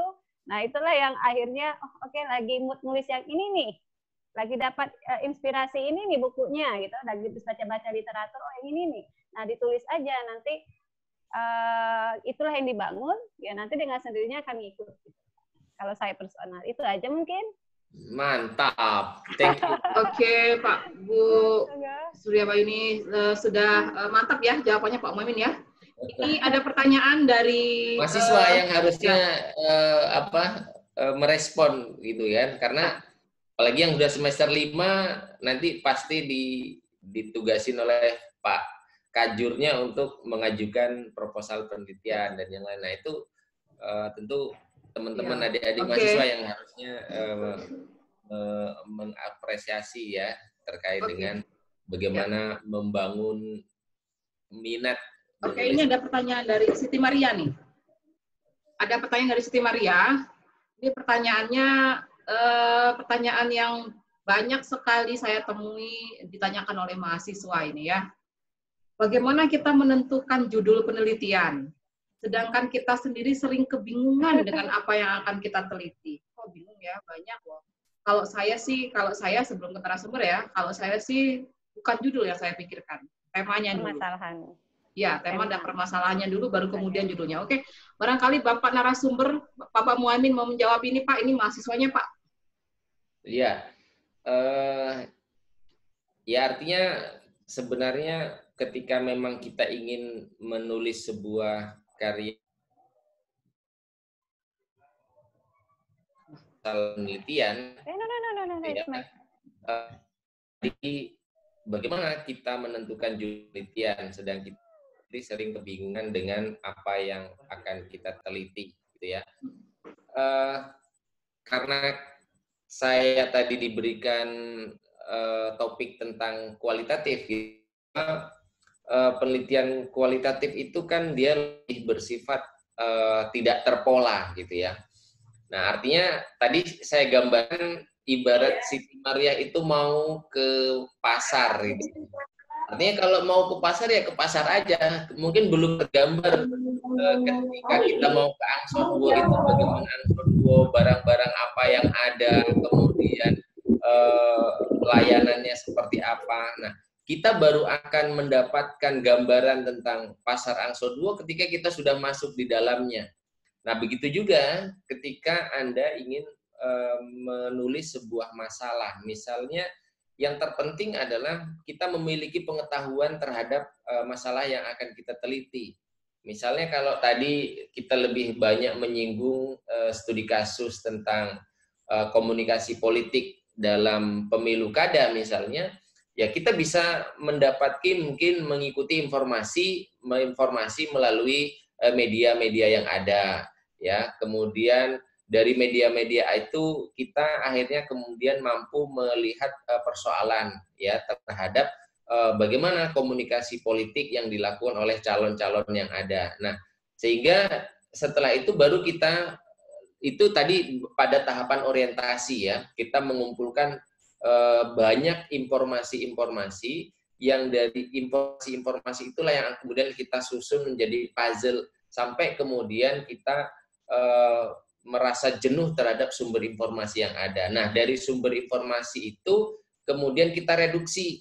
Kira-kira yang paling utama dari keseluruhan informasi yang kita kumpulkan tadi mengarah kepada apa misalnya? Apakah pelaku komunikasi ataukah media yang digunakan oleh pasangan calon untuk bersosialisasi, bisa media televisi, media cetak, atau bahkan media sosial, atau pesan komunikasi. Nah, ketika itu sudah mendapatkan tadi reduksi terhadap sumber informasi yang kita susun, baru kita fokus kepada judul penelitian. Oh, kita ternyata ketika kita ingin melihat pada persoalan komunikasi politik, misalnya, oh, saya lebih tertarik kepada media yang digunakan oleh calon untuk menyampaikan pesan komunikasi kepada calon pemilih. Nah, baru kita rumuskan judul, misalnya kemudian peran media elektronik atau peran televisi dalam meningkatkan popularitas calon. Baru mungkin studi kasus pada calon gubernur si A di media Jambi TV. Nah, itulah baru dapat menentukan judul. Jadi itu mungkin strategi ya, bagaimana menentukan judul. Kita harus mampu untuk mengumpulkan informasi yang sebanyak-banyaknya, kemudian dari informasi yang banyak itu kita reduksi menjadi persoalan yang lebih spesifik. Dari persoalan spesifik itulah kemudian kita mengetahui fokus masalah. Dari fokus masalah itu kemudian kita jadikan sebagai langkah dalam rangka untuk menentukan topik, tema, fokus penelitian yang kemudian akan kita lakukan. Itu pengalaman saya sih. Mungkin ada tambahan, Bu Nini, silakan. Ibu Nini, saya persilakan untuk menjawab pertanyaan dari Siti Maria. Halo, Ibu baik, Nini. Ya. Bagaimana menentukan judul penelitian? Ya, kalau menurut saya ya, kalau pengalaman Ibu personal ini, nggak melihat judul dulu gitu. Jadi bukan judul dulu yang dapat, tapi apa sih temanya apa, kemudian permasalahannya apa yang mau akan digali gitu. Jadi seperti yang disampaikan Pak Muhaimin tadi, ya seperti itulah seharusnya yang kita mulai gitu. Kalau dari judul dulu, makanya sering terjadi mahasiswa ketika sudah dapat judul kebingungan sendiri kan, mau ngapain nih? Mau ngapain gitu. Sementara judulnya itu cuman judul dulu yang kita inikan. Nah, itu kan permasalahannya. Jadi harus tahu dulu apa sih masalah yang mau kita gali. Kemudian topiknya bagaimana, nah gitu. Baru nanti ketemu judulnya. Kalau dari judul itu agak menyulitkan gitu. Itu saja kayaknya disampaikan oleh Pak Muhaimin tadi sudah komplit banget ya. Sudah bisa dipahami menurut saya. Oke, Ibu Eka, Mas Binorotni itu sudah bisa masuk itu. Iya. Sudah bergabung kembali. Ibu Eka, ada yang mau ditambahkan? Tadi sempat terputus koneksinya. Saya persilakan Ibu Eka jika ada yang ingin ditambahkan tentang tadi materi. Tentang tadi materinya, ada lagi? Materinya mau ditambahkan lagi atau dihitungkan lagi? Enggak. Bagaimana dengan waktunya, Bu? Weni. Saya berikan sedikit lah, sedikit Bu Ibu Eka. Oke, mungkin bisa disambung ya. Masalahnya tadi tiba-tiba keluar sendiri, jadi masih unstable connection. Oke. Tadi di sini Bu Eka ya? Ya, masih ke ini, ke chart ya. Belum selesai. Ya, gimana Ibu? Oke. Ya, lanjut ya. Silakan Memeka. Iya, aduh, tarik napas ini. Tadi sampai ke research design ya. Jadi setelah kita tentukan, kita lebih prefer kepada kuantitatif atau kualitatif. Biasanya kalau orang-orang sosial itu lebih cenderung ke kualitatif ya. Ada yang bilang kalau kuantitatif itu ribet, banyak hitung-hitungan ya. Kalau kualitatif itu tinggal wawancara, kemudian di coding. Siapa bilang kualitatif itu gampang? Padahal susah juga. Ya, Pak Muhaimin? Ya, tidak ada. Iya, Bu. Ya. Oke. Nah, setelah kita menentukan, jadi saya fokus kepada kuantitatif ya.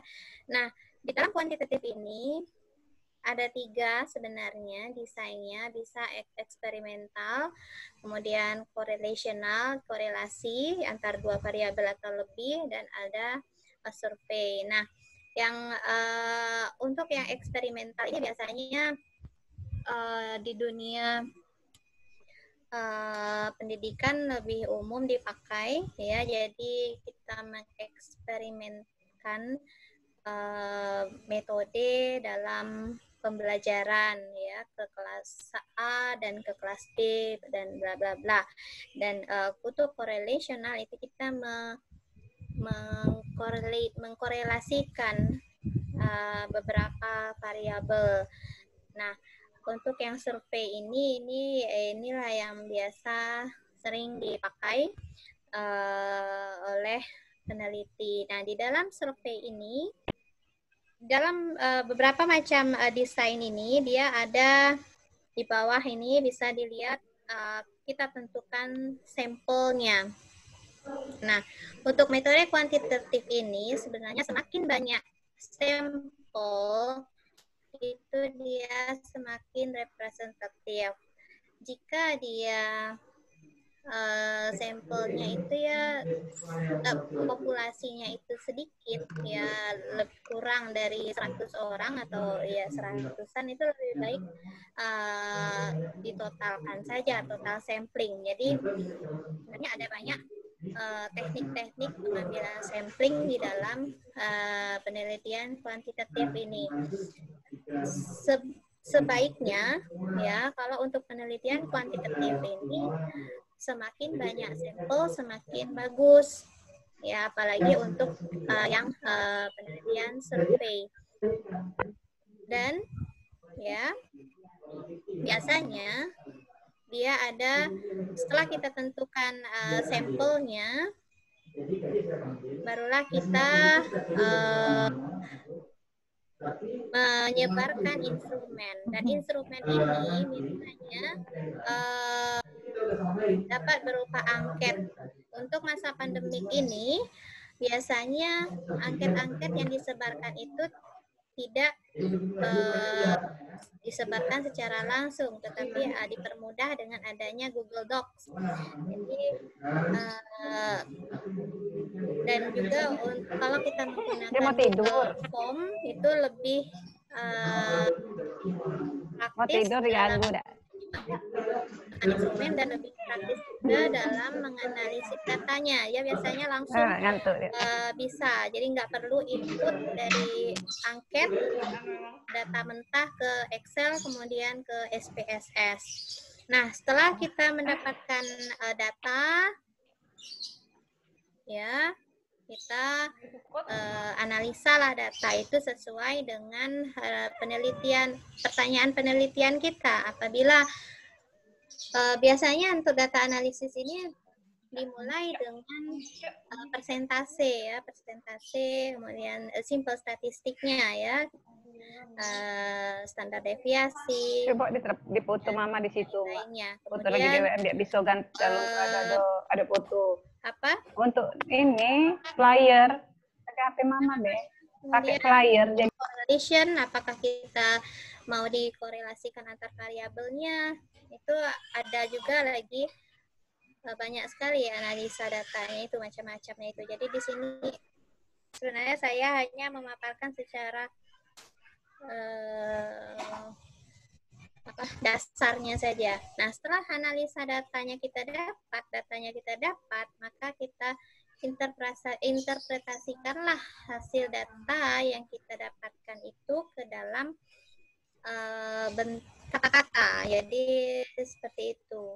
Biasanya untuk penelitian kuantitatif ini dia ada hipotesis, ya, apalagi untuk penelitian eksperimental atau korelasi. Jadi ada null hypothesis, ada yang kebalikan dari null hypothesisnya. Kita menguji null hypothesisnya, apakah ada pengaruh, apakah ada hubungan, seperti itu. Jika tidak ada hubungan, maka setelah kita dapat hasil, ternyata ada hubungan atau tidak ada hubungan. Nah, diapakan ini hasil ini? Kita balik lagi ke, inilah gunanya ke literatur review. Kita confirm ke penelitian sebelumnya apakah sama hasilnya. Jadi kebanyakan kesulitan mahasiswa itu setelah mereka dapat data, terus diapain, Mem? Ini data mau diapain, Mem? Tidak tahu memulai untuk menulis di bab 4-nya itu, apalagi di pembahasan itu diapain, Mem? Nah, inilah guna literature review. Jadi peneliti mengkonfirm apakah sama hasilnya dengan penelitian sebelumnya atau berbeda. Jika sama, kira-kira kenapa? Balik ke teori. Ataupun tidak sama, kira-kira kenapa? Jadi mencari alasannya berdasarkan teori dan juga kajian sebelumnya. Nah, ini di bawah sekali ada discussion, conclusion, limitation. Nah, tiap penelitian itu pasti ada batasannya. Jangan lupa jika kita menulis, kita tahu batasan dari apa kelemahan penelitian kita. Penelitian kita oke. Nah, kelemahannya itulah kita di dalam penelitian sebaiknya ada rekomendasi untuk peneliti yang akan datang. Nah, for future research. Jadi makanya balik lagi ke awal tadi, jika kita ingin mencari topik, nah tadi sebelum saya baru join yang tadi, yang terakhir ada yang menanyakan, yang dijawab oleh Bu Nini barusan, bagaimana mencari judul, ya Bu Nini, ya judul tidak bisa kita langsung dapat, ya, jadi mulai dari literature gap-nya. Nah ini, jadi ada, makanya itu lagi gunanya kita membaca penelitian sebelumnya. Nah, jadi adalah di sana biasanya future research rekomendasi untuk penelitian berikutnya. Nah, itu yang kita kerjakan seperti itu. Oke, saya rasa itu Bu Weni. Oke, terima kasih Ibu Eka atas paparan materinya. Ya, masih ada pertanyaan lagi, Kak? Menjelang 15 menit lagi kita tutup acaranya. Ya, silakan. Ini siapa tadi yang nanya ya? Oh, ada Hajriah nih. Ada Hajriah ya. Komitmen merupakan kunci dari menulis. Pertanyaan saya, bagaimana caranya agar kita bisa menjaga komitmen kita untuk menulis, sedangkan rasa jenuh, kehabisan ide sering sekali muncul bagi kami mahasiswa khususnya. Tadi kayaknya sempat ditanyakan ya, seperti dibahas ya, Pak Muhaimin kepada Ibu Nini tadi kayaknya ya. Mau menjawab lagi ini? Oke, nanti sekalian jawab ya. Ada Anggia Rita Andriani. Menurut pengalaman Ibu atau Bapak pemateri, apa yang menjadi penghambat dalam penulisan karya tulis ilmiah? Dan bagaimana caranya atau tipsnya untuk mengatasi hambatan tersebut agar bisa lebih berkembang dan mantap lagi dalam penulisan karya ilmiah. Terima kasih. Oke, mau ada yang menjawab? Ketika narasumber tadi Hajriah menjaga komitmen dalam menulis, konsistensi ya, bukan komitmen ya. Konsisten saya bilang ya. Terus Anggia Rita Andriani tadi, hambatan dalam menulis karya ilmiah. Siapa yang mau menjawab, Mbak narasumber? Oh, Ibu Suryawani saya mute nih. Ya, Bu Dokter dulu. Oke, Bu Dokter dulu ntar. Ya. Kok di-unmute sih ya? Oke, Bu. Oke, halo. Ya, silakan. Tadi apa ya? Tadi Bagaimana menjaga komitmen untuk menulis. Kemudian ya. Yang kedua, bagaimana mengatasi hambatan dalam penulisan karya ilmiah? Saya sih tidak mau berbanyak-banyak ini ya teoretikanya gitu, tapi berdasarkan pengalaman pribadi saja. Nah, memang ketika kita menulis itu jadi seperti kayak apa ya? Perlu adanya self disiplin kalau saya ya. Jadi biar kita berkomitmen dalam menulis itu, kita yang harus mendisiplinkan diri kita sendiri. Karena kalau kita tidak mendisiplinkan, maka tidak akan pernah ada tulisan-tulisan yang akan lahir dari diri kita. Artinya apa yang harus kita disiplinkan? Tentu saja ada waktu. Kita harus berkomitmen. Misalkan kita harus punya target. Hari ini aku harus selesai 1 kalimat misalnya. Atau 1 minggu ini harus jadi ini 1 paragraf. Nah, itu yang harus kita pegang. Jadi, kalau saya ya, pengalaman pribadinya ya begitu. Ketika ada menulis, maka sudah saya buat jadwalnya. Mungkin karena orang manajemen ya, jadi segalanya seperti kayak tertata gitu ya, teratur. Kalau sudah, jadwalnya dari jam sekian sampai jam sekian ini harus menulis. Harus siapkan waktu, misalnya begitu. Nah, itu saja untuk menjaga komitmen dalam menulis itu. Jadi memang disiplin diri kita sendiri. Kalau kita tidak mampu mendisiplinkan, tidak bisa memanajemenkannya, maka nggak akan hasil menulis itu nggak akan pernah bisa. Karena gimana ya kalau tidak? Gini aja lah misalnya, ketika kita nulis nih, kita mencari literatur, kita menggunakan internet ya. Nanti itu yang buka literatur kita, yang kita cari nanti udah lihat kemana gitu ya, buka aplikasi yang lain, baru baca ini, baca itu, nah begitu loh. Jadi yang penting itu adalah self disiplin. Bagaimana kita mendisiplinkan diri kita untuk tetap komit dalam menulis, itu saja sih. Kemudian kita mengontrol ya, self control, adanya kemampuan kita untuk mengontrol diri kita untuk menjaga komitmen itu gitu. Nah ini memang sulit ya, kayaknya itu mah susah Bu. Nah iya memang susah gitu. Itu perlu proses gitu ya. Kalau saya memang perlu proses untuk bisa itu. Gitu. Kemudian jadi, apa kendala? Hambatan Bu. Hambatan ketika mengatasi hambatan ketika melakukan penulisan ya. Ya. Gitu ya Bu En. Iya. Nah macam-macam juga ya. Kalau saya kalau lagi nggak mood ya nggak mood nulis. Bisa 1 hari saya tidak menulis gitu. Nah, kalau itu terjadi biasanya mencoba membangun lagi. Nah, hambatan yang paling sering itu adalah ketika kita mau menulis sesuatu, ternyata literatur terkait yang topik atau tema yang mau kita bahas itu sulit didapat gitu ya. Atau akses untuk mendapatkan referensi atau literatur review itu yang sulit. Misalkan kita sudah mencobanya melalui website atau situs-situs yang memberikan free untuk download gitu ya. Nah, itu yang menjadi hambatan juga. Kemudian keterbatasan dari referensi yang 10 tahun terakhir, karena kan rata-rata diminta itu 10 tahun terakhir. Nah, terkait referensi itulah kadang menjadi hambatan kita untuk memulai melakukan penulisan. Jadi ketika mencari referensi atau literatur dalam tulisan kita. Kalau saya itu yang sering terjadi kendala. Kemudian kalau yang kedua adalah, nah itu tadi, kalau misalkan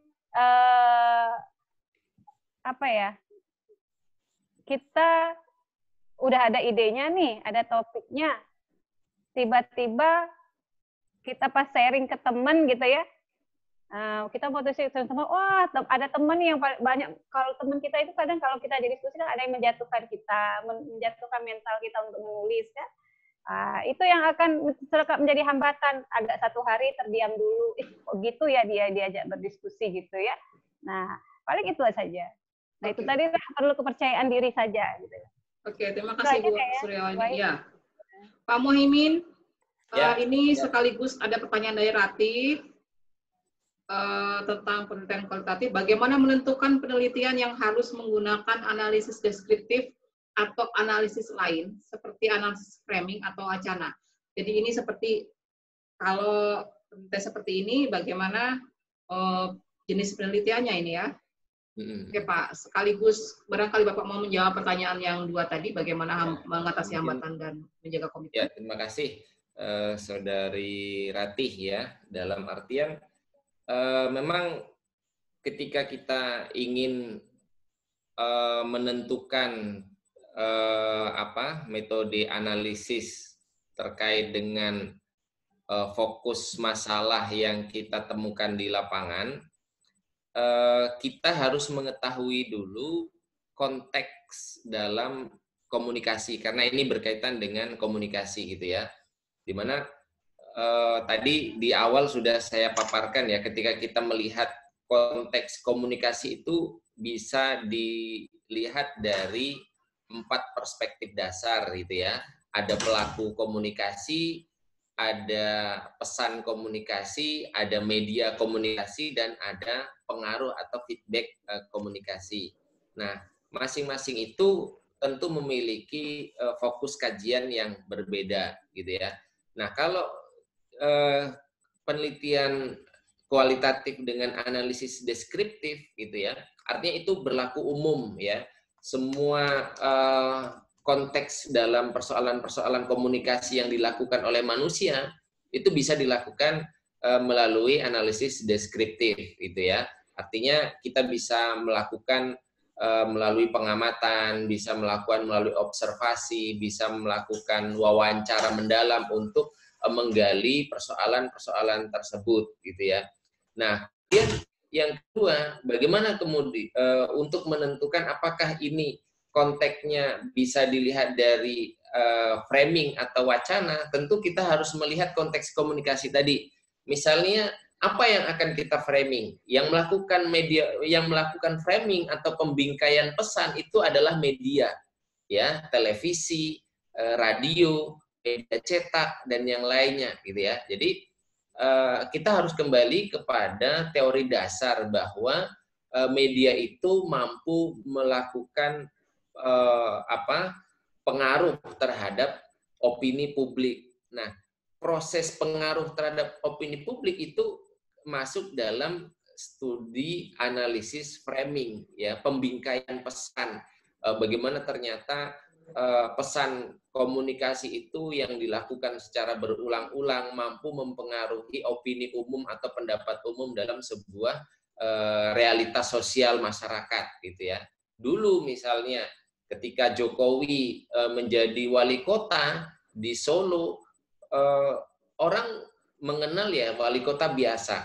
Tetapi kemudian ketika dia mampu berkomunikasi menggunakan media televisi yang viral pada waktu itu dengan menerbitkan mobil SMK gitu ya, maka kemudian media-media televisi baik lokal maupun nasional memframing, oh ternyata ke depan diperlukan tokoh pemimpin yang mampu melakukan inovasi. Nah, sehingga itu dilakukan secara berulang-ulang, pemberitaannya hampir saya amati itu kurang lebih 2 tahun pemberitaan tentang framing bagaimana sosok Jokowi, pemimpin lokal yang kemudian mampu membuat inovasi baru, sehingga harapannya ya kalau dari informasi pemberitaan itu seolah-olah itulah yang dibutuhkan pemimpin ke depan yang merakyat, suka belusukan, terus langsung ke masyarakat dan yang lainnya.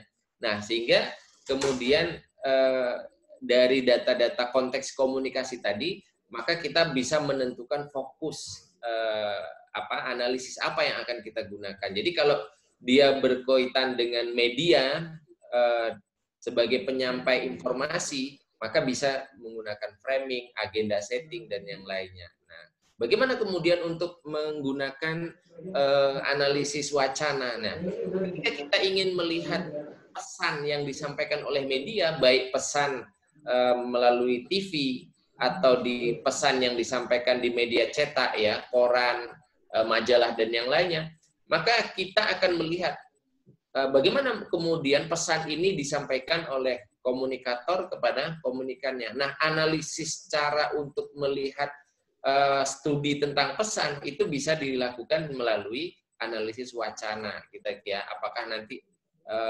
dari aspek teoritis pesan yang disampaikan itu bisa dianalisis mempengaruhi opini pembacanya, lalu bagaimana strategi media di dalam menyampaikan pesan komunikasi itu. Nah, itu bisa dilihat melalui analisis wacana. Artinya sejauh mana pengaruh pesan itu mampu mempengaruhi opini publik. Bagaimana pesan itu mampu mempengaruhi pembaca. Bagaimana siaran sebuah televisi itu mampu menghipnotis penontonnya dan yang lain. Nah, itu bisa dilihat dari perspektif analisis wacana. Nah, jadi kalau ditanya bagaimana menentukan metode penelitian menggunakan analisis, yang pertama harus dilihat adalah kita harus tahu dulu konteksnya di dalam proses realitas yang kita dapatkan.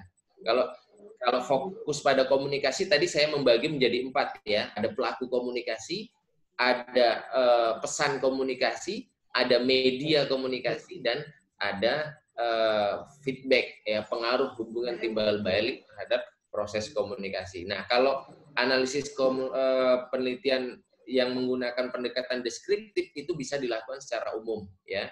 Tapi kalau framing itu bisa menggunakan media.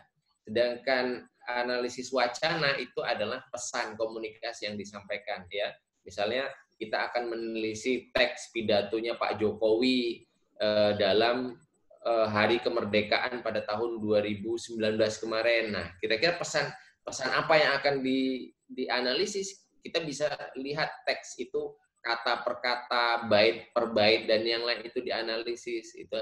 Atau misalnya berita di salah satu media cetak lokal, misalnya terkait dengan hate speech, ujaran kebencian misalnya, yang ada di rubrik salah satu media lokal. Nah, kita bisa lihat konteks, misalnya kata-kata hate speech itu ditelusur kata per kata, paragraf per paragraf, kemudian dianalisis. Nah, itu namanya analisis wacana. Jadi silahkan Saudara Ratih, ketika kita ingin fokus kepada kajian sebuah realitas, maka itu harus ditentukan dulu ya model apa yang akan kita gunakan. Nah, untuk mengetahui model apa yang digunakan itu harus tahu konteks komunikasinya.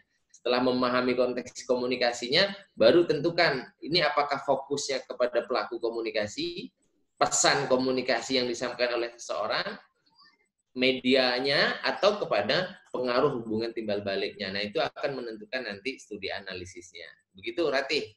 Terima kasih. Oke. Terima kasih, Bapak Muhaimin. Nah, Ibu Eka Mas Birarotni barangkali ingin menambahkan, Ibu, untuk pertanyaan komitmen menulis. Silakan, Bu. Iya, untuk yang komitmen menulis itu, kalau untuk yang setuju juga lah dengan yang dikatakan ini barusan, bahwa harus ada harus disiplin diri sendiri ya. Cuman tidak gampang. Tetapi kalau untuk mencari ide itu sebenarnya ide itu tidak akan habis apabila kita membaca. Dari membaca itulah kita dapat ide. Kan kalau tidak membaca, ya tidak dapat inspirasi. Ya, inspirasi itu lebih banyak kita dapat dari membaca berbagai macam hasil penelitian yang sudah dipublikasikan. Ya, seperti itu. Aduh, maaf ini banyak suara-suara. Iya, ya itu saja. Oke. Iya, terima kasih. Iya. Oke, terima kasih Bu Eka. Ya, saya barangkali akan menambahkan sedikit bahwa tidak usah bingung dengan judul penelitian. Yang penting kita tahu dulu ada banyak masalah atau isu ya. Mahasiswa itu sebenarnya sangat kurang kritis dan kurang sadar untuk menggali isu di sekitarnya. Sebenarnya ada banyak isu yang bisa dicari dari media massa, dari jurnal, dari majalah, dari internet, ada banyak isu yang bisa dijadikan tema penelitian, kemudian tema itu kita pahami masalahnya apa, baru kemudian dijadikan satu buah judul penelitian gitu ya. Ini banyak mahasiswa bisa buat judul tapi nggak tahu masalahnya apa. Seperti itu ya. Tanya masalahnya apa? Nggak tahu gitu kan. Nah, kok bisa buat judul penelitian ini? Ternyata nggak ada masalahnya, tidak ada satu konteks yang ingin dia teliti gitu ya. Nah itu kemudian apa kaitannya dengan tiga materi yang telah diberikan oleh tiga narasumber tadi ya. Setelah kita tahu isunya apa, temanya besar apa, kemudian masalahnya apa, materi-materi yang diberikan oleh narasumber tadi adalah salah satu kerangka berpikir untuk memecahkan gitu ya. Memecahkan isu-isu tadi, memecahkan masalah tadi dalam bentuk karya ilmiah. Itu kalau yang saya pahami ya selama ini ya, dari saya master sampai saya kemudian menjadi dosen gitu ya. Jadi mahasiswa saya sarankan sekali lagi, jangan mencari judul dulu, tapi cari masalahnya. Oh misalnya soal pemerintahan, nah, gambut gitu ya, oh ada soal gambut, lalu masalah gambut apa? Gitu ya. Ini enggak, pokoknya buat judul tentang gambut dulu, tapi masalahnya nggak tahu gitu ya. Oh tentang gambut atau tentang perempuan, masalah tentang perempuan apa gitu ya, misalnya perempuan dan media gitu kan, masalahnya apa coba perempuan dan media, tiba-tiba dia buat judul tentang perempuan dan media tapi nggak tahu masalahnya apa. Ada banyak isu gitu ya. Nah isu ini menuntut kesadaran kritis kita untuk memahami masalah lebih dalam. Coba Anda baca-baca, oh kalau suka tentang masalah perempuan berarti baca buku tentang gender dan perempuan. Kalau suka tentang budaya pop culture gitu ya, atau pop culture ya, perdalam buku itu. Meneliti tentang punk, tapi nggak paham tentang punk gitu kan, karena nggak pernah baca punk. Nah, artinya seperti yang dibilang oleh ketiga narasumber tadi, bahwa literatur review itu penting gitu ya. Literatur review itu tidak hanya baca buku, saudara-saudara, tapi juga membaca dari banyak hal gitu ya. Artikel, internet, bahkan status Facebook pun gitu ya, bisa menjadi inspirasi sebuah penelitian. Kalau nggak percaya seperti itu. Nah, oke, karena waktunya sudah sangat mepet untuk dilanjutkan, tidak ada pertanyaan lagi juga.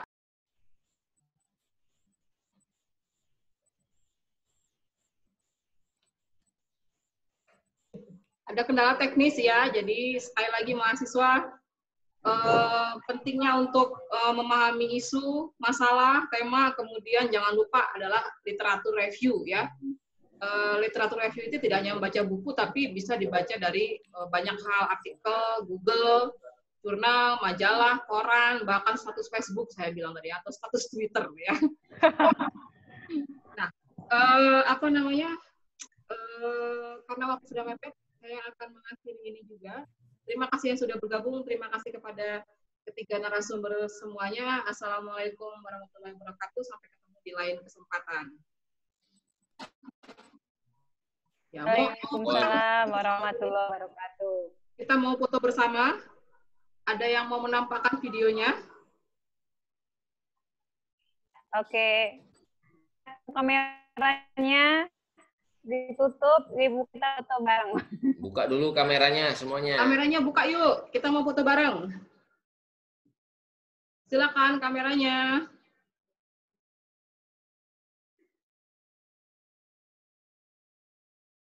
Iya. Oke. Yang lainnya ini mana? Rati, Teddy, Meli, Pak Safrial. Siapa lagi nih ya? Aja ya. Oke, iya. Siapa? Kamera udah siap, saya foto ya.